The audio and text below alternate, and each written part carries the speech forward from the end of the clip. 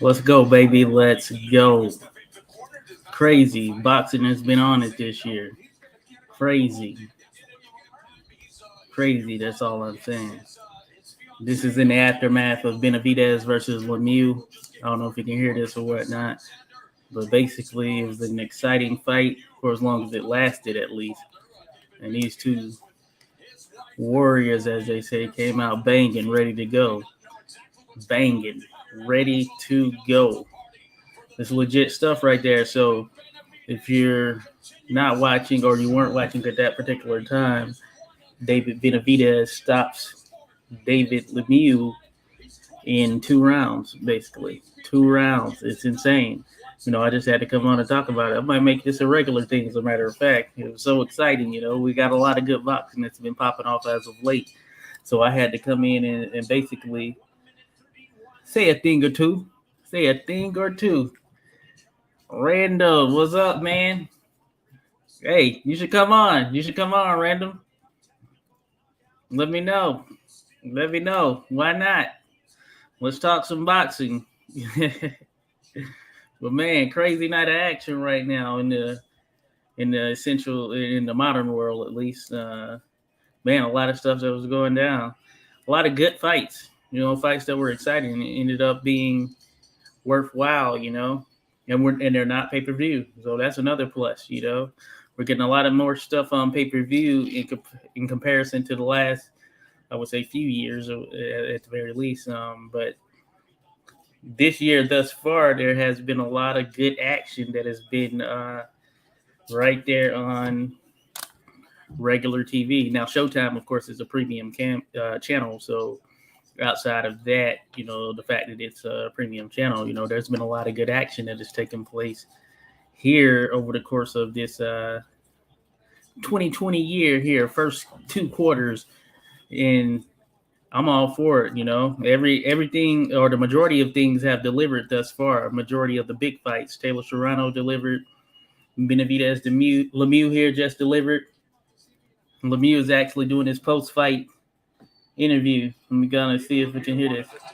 But hey, I got to give props to Lemieux. He was showing that he's a tough cookie. We haven't really seen him in a while on the major stage. The last true major stage we saw him on, he was facing Gennady Golovkin, and at that particular time, Golovkin was running through all the middleweights for the most part. But it's good to see him back, at least doing what he can do, which is throw big punches. He wasn't successful, but good to see Lemieux doing this thing. So we'll see what's next for him. If he wants to continue or what. But one thing I will say that Benavidez, man, tough. It's gonna be tough for anyone to defeat Benavidez. I can say that right now. There might be some out there who can. I think Andre would make it a good fight. I think Canelo would make it a good fight. It would be a tough fight, just regardless, just given his style. He's not a lackluster sort of just nothing to offer type of fighter. He seems to have pop, and he seems to be durable, and that's going to make it very interesting. We're going to see who he wants. He's about to say down who he wants. He's saying that they're ducking him. I don't know. What do you think? Is Benavidez being ducked right now? He's calling out everybody. Man, he's calling everybody's peas, if you know what I mean. So he's willing to take on anyone. It's just a matter of whether they're willing to take on him. There are a lot of guys out there who say they want it, but a lot of them just kind of want that Canelo fight just because it's the biggest payday and all of that. But the roads at 168 at this particular juncture seem to be leading to David Benavidez, but it's going to depend on what Canelo decides to do next. And I know Eddie Hearn was on today. I was watching that show, Buatsi Richards, and it seems that Eddie Hearn is of the impression it's going to either be not David Benavidez. It's going to either be Dmitry Bivol or Gennady Golovkin for that third fight. And if you've heard me discussing that previously, I think I think that third Golovkin fight is a little bit past his prime, but hey, they're gonna do what they're gonna do. James Morgan, hey, what's up, man? Yes, people avoided him. Hey, I will say he's not someone you would just want to jump in there with. You got to make a lot of tough decisions as to whether or not you want to get in the ring with Benavidez. Definitely high risk. I will say that. I think you could do big numbers on the West Coast for sure. You could definitely do big numbers on the West Coast, but it is a very, very high risk type fight. And Benavidez, hey, you know what? I got to give him his props. He mentioned beforehand he came in 2 pounds under the 168-pound limit. He wanted to show that he's focused and that he can still make the weight. And one thing that was super glaring is that he's not a small guy, he's a very large dude. He is a very large dude. And if he's making 168 comfortably, like he did in this particular fight, time will tell here as the future moves on. But I think he's going to keep that trajectory up. But if he can make it comfortably, that's a lot. That's a lot to deal with. Because thus far, I don't remember really seeing him hurt or anything of that nature. And he seems to just come forward, doesn't care about what is being dished out towards him. And it has been successful for him at this particular point, So if you're one of those fighters at 168, especially if you don't have a belt, then in all likelihood, yes, you're not looking to just get in there with him for anything, So avoid, that might be the thing. Yeah. Yes, sir. Yeah, James Morgan. Yeah, hey, I think that there's some truth to that. I think that Benavidez, some people don't want to take him on, I think he's being 100% honest, he's a tough guy, he's a tough cookie. He's got the size, he's got the power. I mean, that alone right there means that he's going to be tough to deal with. But hey, he has passed every test thus far. He's had a couple of fights that he may have looked lackluster or whatnot, but that could have been due to the weight cut and him going about it properly. But this version right here, as far as him being 100% in shape, yeah, that's tough right there. That is tough.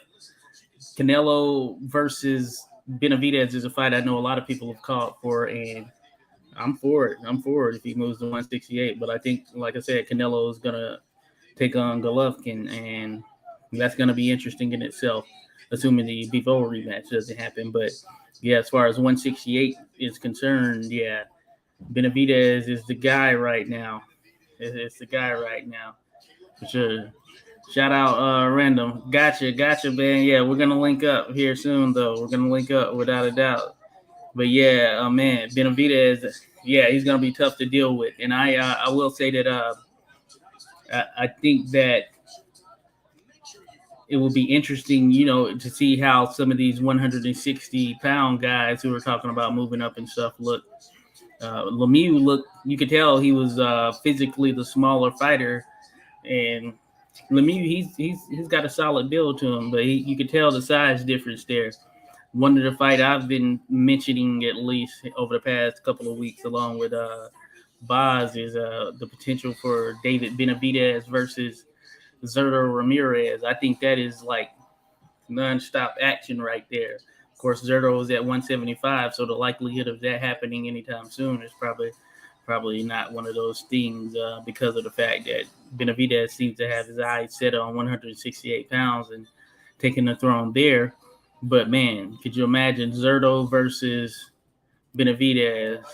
Man, Gilberto Ramirez, come on. He's legit as well, and he's a big 175-pounder. In his last fight, he came in 29 pounds heavier after the weigh-in in terms of what he rehydrated to. He rehydrated to 204 pounds from the 175-pound limit, so that's pretty crazy. It makes me wonder. I wonder what Benavidez rehydrates to, because he is a big body just in general. So, yeah, that's some tough stuff, man. It's tough. But I think Benavidez, he has the type of style, that all-action type style, that he can continue to build upon his fan base. So it'll be good to see what actually is next for him. Andre is moving up to 168. It'll be interesting to see if he takes that fight. That fight for sure. Yeah, James. Hey, I'm with you. That's like I see that as one of those classical all action scraps right there. One of those ones that has a potential for being a great trilogy. When you look at potential style matchups, Ramirez Benavidez has that, I would say, trilogy type feel to it in terms of potential for being one of those Gotti Ward type fights. It just has a potential of that because both seem to be a non-back down type fighter. So that force is going to come together, that offensive force between the two. So, man, that'll be an interesting fight. I think that is one of the best fights in boxing that can be made. But, of course, there are a few hurdles to jump in terms of 168, 175. Zerto has looked good there at 175 pounds. So I think he's a real deal player. It is a matter of how long Benavidez will spend his time at 168. And if he's intent on getting Canelo Alvarez, then I think he's going to stick around there a little bit longer because that's the fight he's been clamoring for.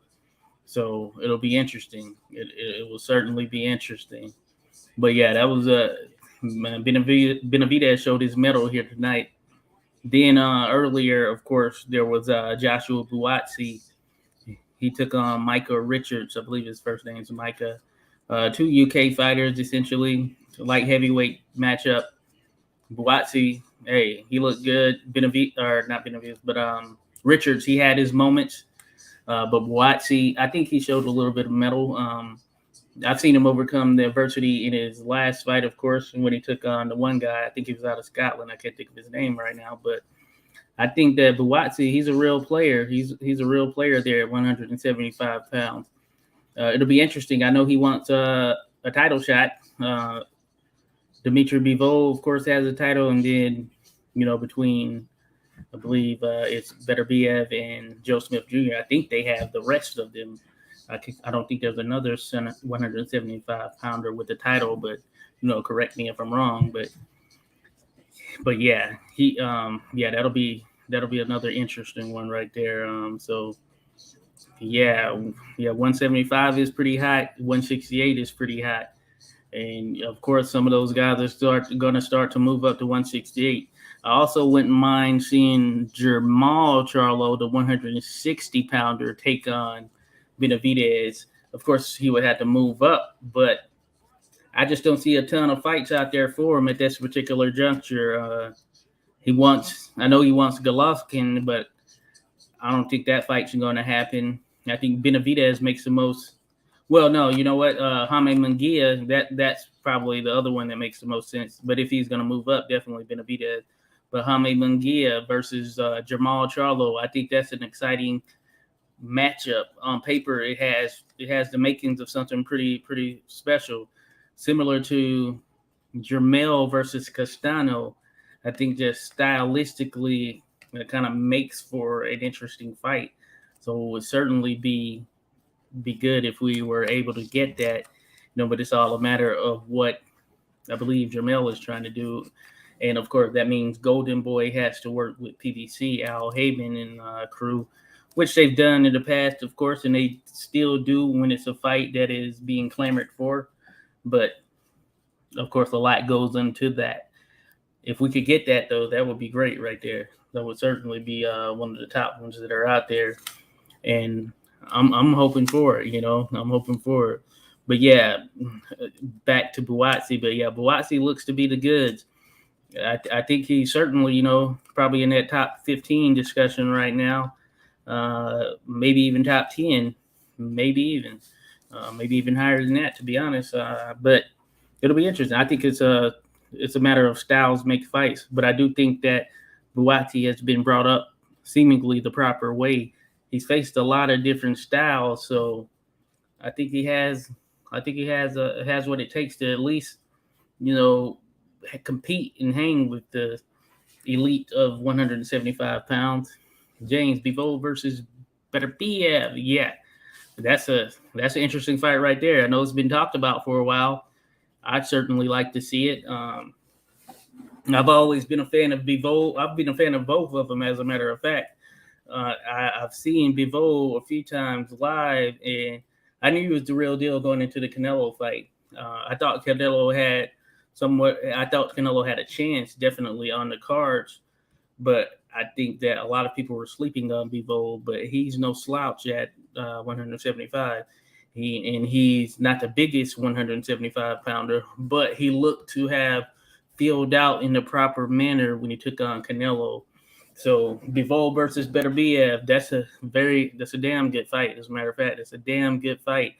Uh, I had viewed Bivol as the number one light heavyweight for a good while, but I then probably over the last couple of years have thought that it's Artur Beterbiev, primarily due to activity, because Bivol hasn't been as active over the last couple of years. He's starting to pick things up now, but that's a 50-50 fight in my eyes. I think both of them are skilled boxers. Might give Bivol a slight edge, slight margin, but not by a lot. I think Bivol has more power than people may think or may know. As a matter of fact, if you look at his record, and it's kind of around the time I had seen him, he started out just getting a ton of knockouts, but now he's crafted his game into being more of a patient fighter, I would say. He really boxes as opposed to just looking for the knockout, going for the kill or whatever. So I think that would be interesting for Beterbiev, because Beterbiev, as we know, he's a destroyer. He's passed every test thus far, but that doesn't mean he's invincible. It's going to be tough to, of course, defeat him and get him out of there. He's not invincible. Caleb Johnson, the UK fighter, who's an Olympian, he was able to drop Beterbiev, and it was primarily due to, Caleb Johnson's a very skilled boxer, and he showed that in his fight with Beterbiev, so can be caught. So that might be something that Bivol is banking on, trying to outbox him and everything, because as mentioned, I would give Bivol a slight thin edge in terms of the boxing skill tip. But both of them are great fighters. Both of them are good in the amateurs as well. So that makes it very interesting. But yeah, if it went down, it'd be a tough call. It'd be a very tough call. A part of me would probably lean towards Bivol, because Bivol, he has taken, I think the biggest punch he's taken, and which is primarily the reason why I thought that he had the chance to beat Canelo as well. One of the other key reasons, the biggest punch he's taken is from Joe Smith Jr. and when they fought, but Bivol was outboxing him the entire time prior to the actual punch, and I think that happened in the 10th round or whatever. But Bivol recovered.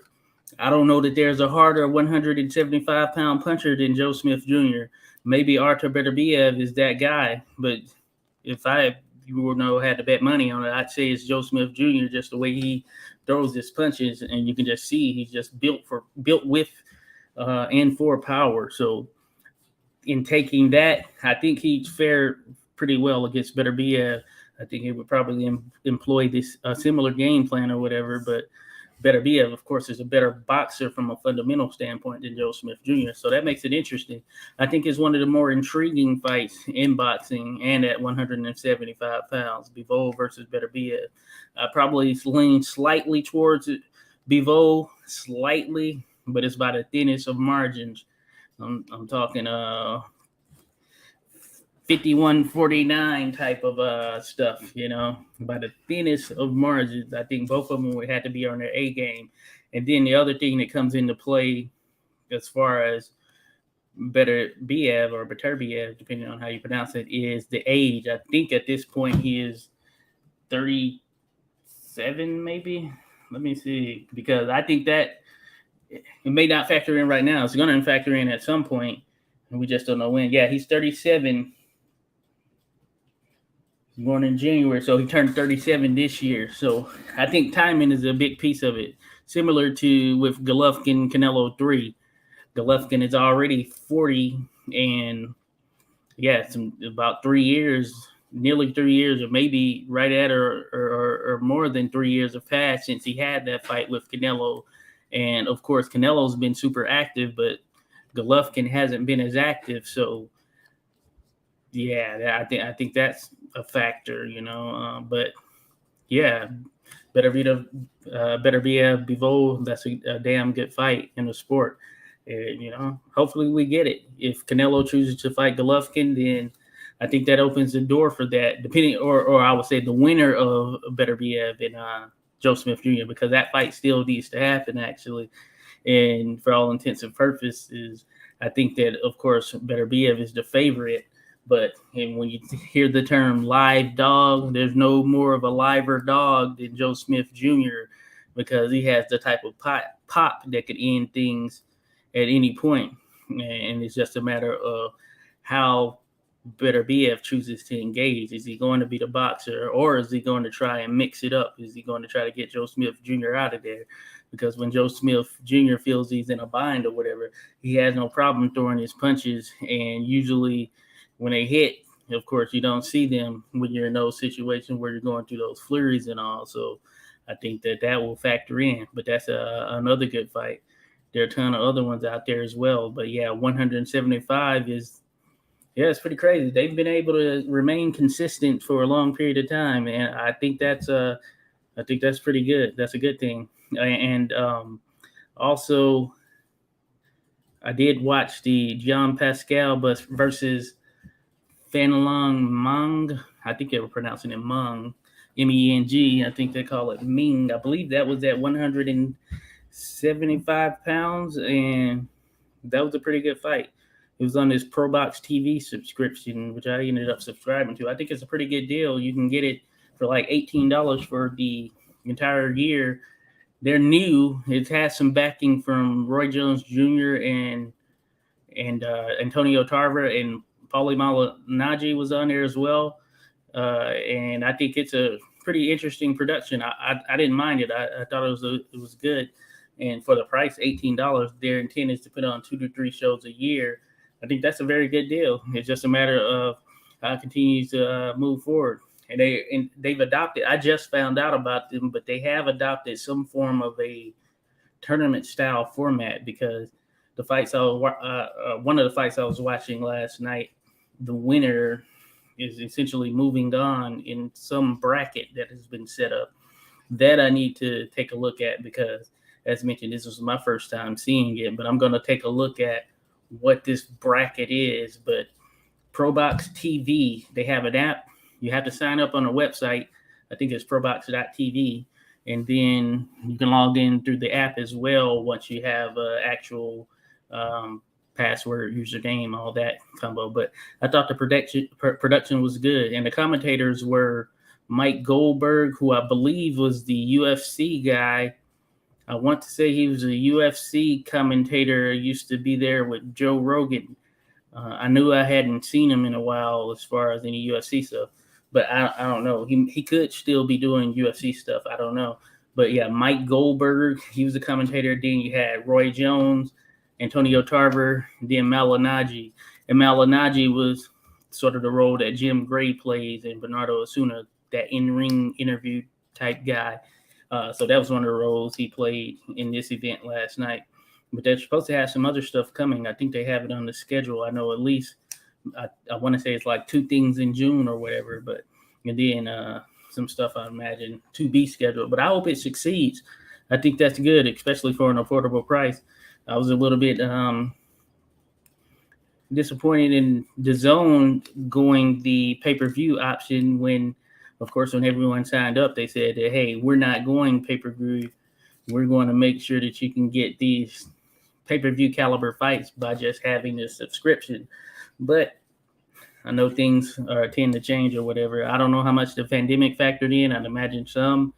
But Canelo Bivol, of course, was a DAZN pay-per-view, at least in the U.S. I believe in the U.K. it was like a regular DAZN type viewing. So if you had the regular subscription, then I think you were able to watch Canelo Bivol in the U.K. through that. But yeah, here in the U.S. where I am, we had to get the pay-per-view. And there were some of the fights turned out to be better than I expected than just looking at it beforehand on paper or whatever. But I think that, it'll be interesting to see if they continue to do pay-per-views. I know that Canelo is kind of one of those guys who's out there. He can make a move in whatever capacity he wants to. So it'll be interesting. I know it probably takes a ton to pay him, especially if you factor in what the zone deal was beforehand when Canelo was with Golden Boy. I believe it was the 11 fight, 300 and something million. I can't remember the exact figure, but over 300 million for 11 fights. And I'd imagine that if Canelo's not getting sort of that per fight average, which I think it amounted to around 33 million per fight, if he's not getting that, I'd imagine he's getting something hefty, probably in that 20 million range, I would imagine, just given his trajectory and who he is, being one of, if not the face of the sport. He's certainly one of, but he might be the absolute face of the sport. I would say he is. And I think that Tyson Fury is right behind him at this particular juncture, because Fury has been able to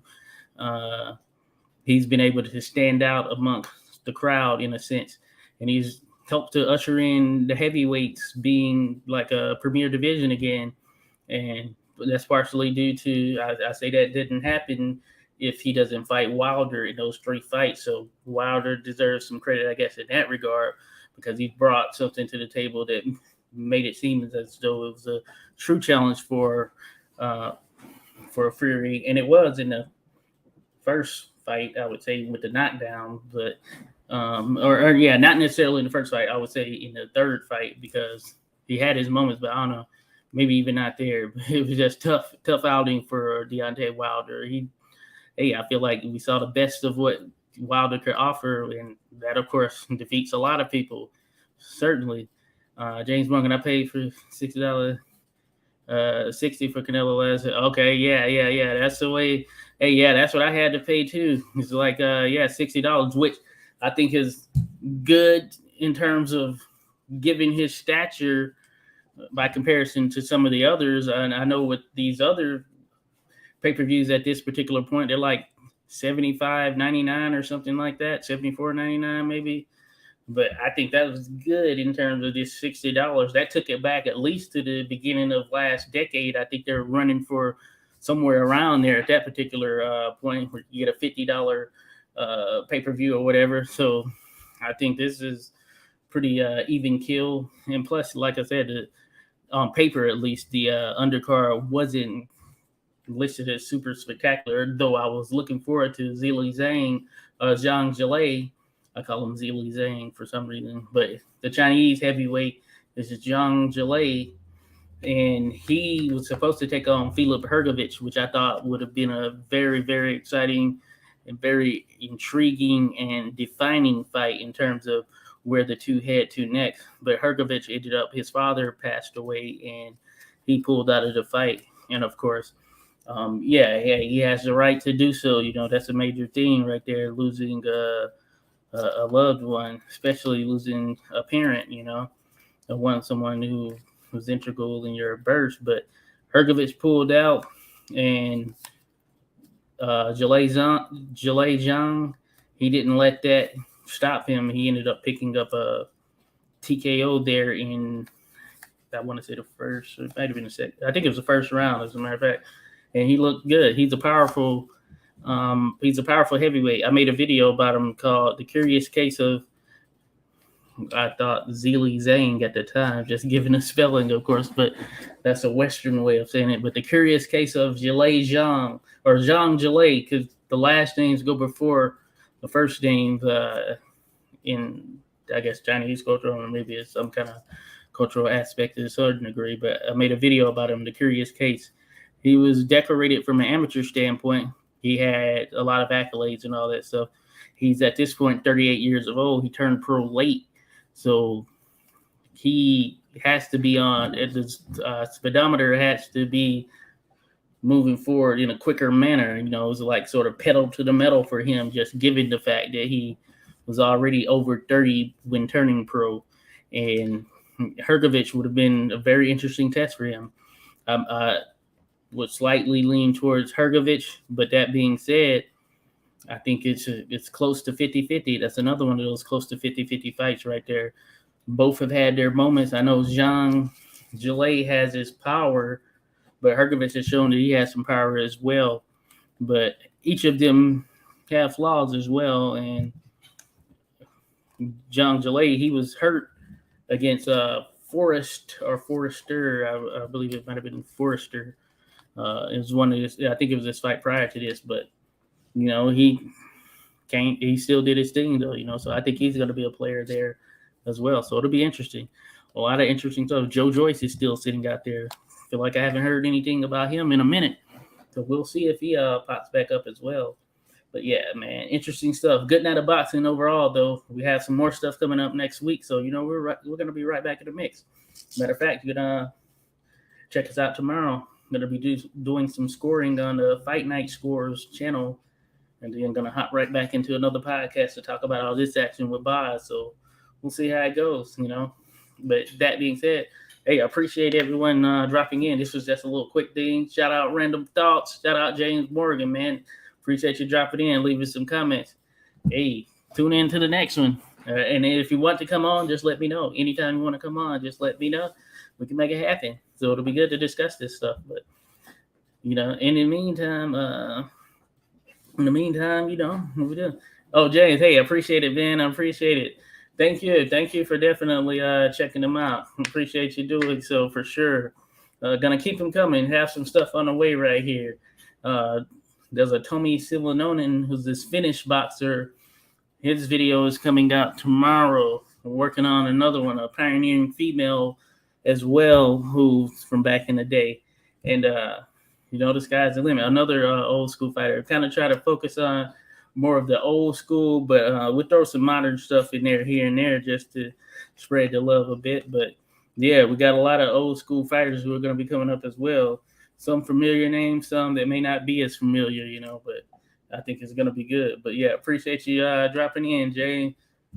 Appreciate you, Random. Yeah, Random and we're going to be working this Langford series. It could be a series. Langford has such a deep resume. It's hard to narrow things down. But I'm going to be in touch, Random. We're about to make this happen for sure. So yeah, I'll check you all out tomorrow. And as mentioned, yeah, if you want to hop on or anything at any time, feel free. Let me know. We can make it happen. But enjoy your night for sure.